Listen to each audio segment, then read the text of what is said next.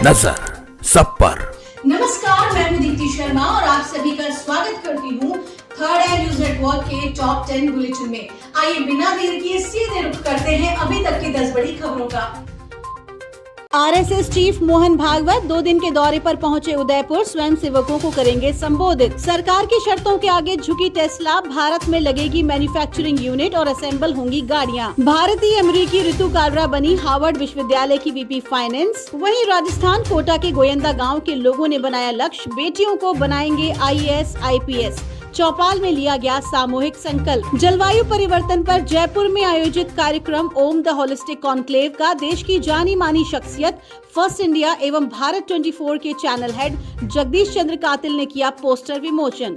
इस अवसर पर उन्होंने कहा कि ग्लोबल वार्मिंग पर हम सबको एकजुट होकर कोई ठोस जरूरी कदम उठाने होंगे। इस आयोजन से जरूरी जलवायु परिवर्तन पर कोई सार्थक परिणाम निकलेगा।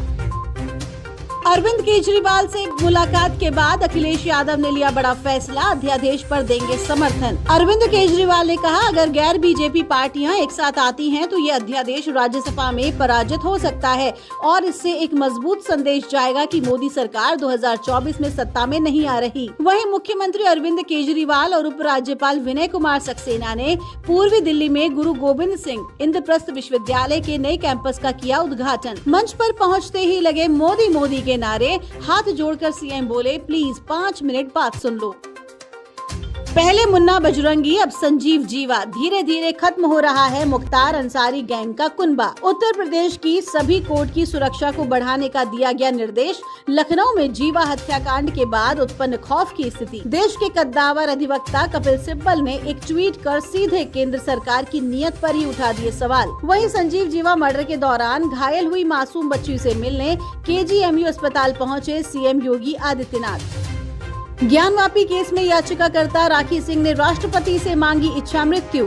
राखी सिंह ने चिट्ठी में लिखा है कि वे शुक्रवार को सुबह 9 बजे तक इंतजार करेंगी। यदि राष्ट्रपति की ओर से कोई संदेश नहीं आया तो वे अपना फैसला लेने के लिए स्वतंत्र रहेंगी। राखी सिंह जितेंद्र सिंह बिसेन के रिश्तेदार हैं। विश्व वैदिक सनातन संघ के प्रमुख जितेंद्र सिंह बिसेन ने कहा है कि मैं और मेरा परिवार पत्नी किरण सिंह और भतीजी राखी सिंह देश और धर्म के हित में विभिन्न अदालतों में दायर किए गए ज्ञानवापी संबंधी सभी मामलों से वापस ले रहे हैं। उन्होंने हिंदू याचिकाकर्ताओं सहित विभिन्न पक्षों से उत्पीड़न का आरोप भी लगाया। उन्होंने कहा कि ऐसे हालात और सीमित संसाधनों के कारण अब मैं धर्म की ये लड़ाई नहीं लड़ सकता और इसलिए मैं इसे छोड़ रहा हूँ।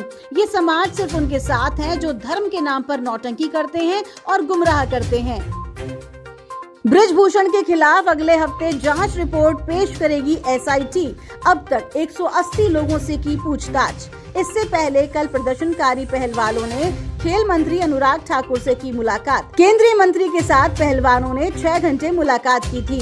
इसके बाद अनुराग ठाकुर ने कहा कि बृजभूषण शरण सिंह के खिलाफ 15 जून तक आरोप पत्र दाखिल हो जाएगा और पहलवानों ने भी तब तक अपना प्रदर्शन स्थगित करने पर सहमति जताई है। RBI ने किया बड़ा ऐलान, कोई भी बैंक जारी कर सकता है रुपे प्रीपेड फॉरेक्स कार्ड। करोड़ों लोगों को होगा फायदा। इसके अतिरिक्त रुपे डेबिट, क्रेडिट और प्रीपेड कार्ड को विदेशों में जारी करने और भारत सहित विश्व स्तर पर उपयोग करने की मिली अनुमति। RBI के इस ऐलान के बाद दुनिया भर में रुपे कार्ड की पहुंच बढ़ जाएगी। ये घोषणाएं RBI गवर्नर ने द्विमासिक मौद्रिक नीति समीक्षा में की है।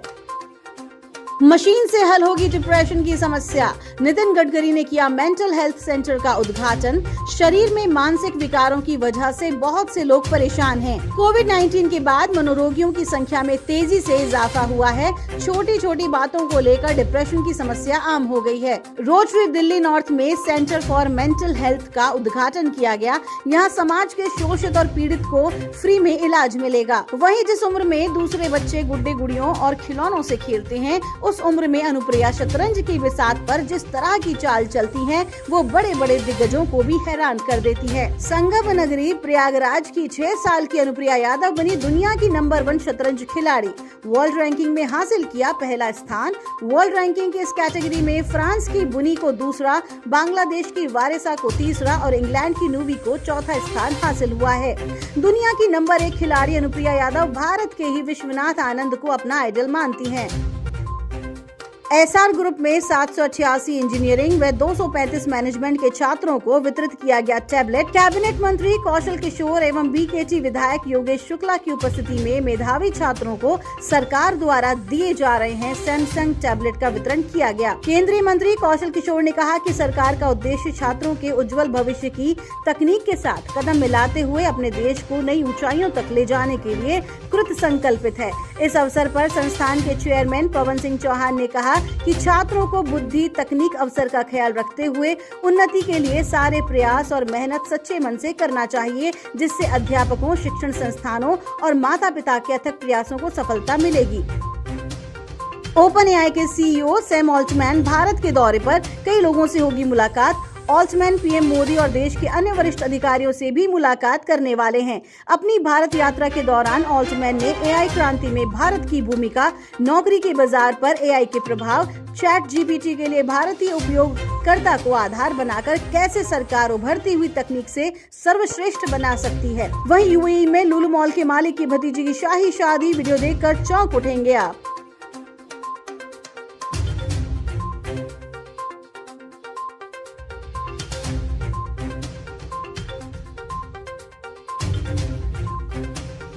MS धोनी बैनर तले बनी पहली फिल्म का टीजर हुआ रिलीज। यहाँ जाने कब होगी रिलीज। धोनी के प्रोडक्शन हाउस धोनी एंटरटेनमेंट की पहली फिल्म लेट्स गेट मैरिड का टीजर जल्दी रिलीज। अर्जुन तेंदुलकर की किस्मत चमकी, बीसीसीआई से आया बुलावा, भारतीय टीम में खेलता नजर आएगा सचिन का लाल। तो ये थी अभी तक की 10 बड़ी खबरें। देश विदेश की ताजा तरीन खबरों के लिए जुड़े रहिए थर्ड आई न्यूज नेटवर्क के साथ।